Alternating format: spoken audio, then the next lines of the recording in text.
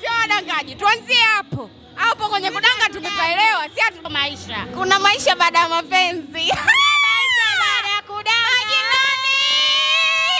Tuanzie hapo.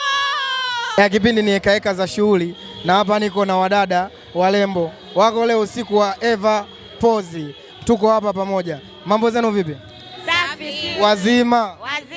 Mmependeza. Asante, mashallah. Mbona usiku mkubwa huu amlali? Hatulali, hatujawahi kulala.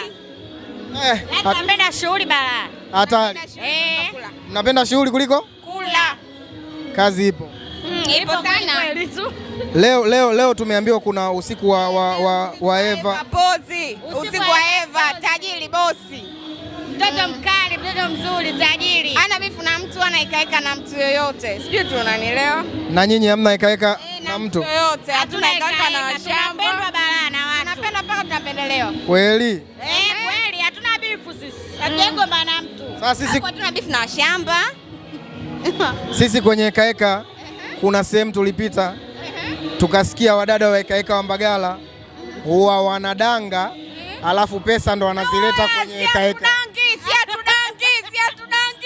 Sio wadangaji. Tuanzie hapo. Hapo kwenye kudanga tumepaelewa, si hatudangi. Tunajihudumia wenyewe. Sisi wafanya biashara. Huyu ana grocery, mimi nina saloni, nachola, nashona, nasuka, nafanya makeup.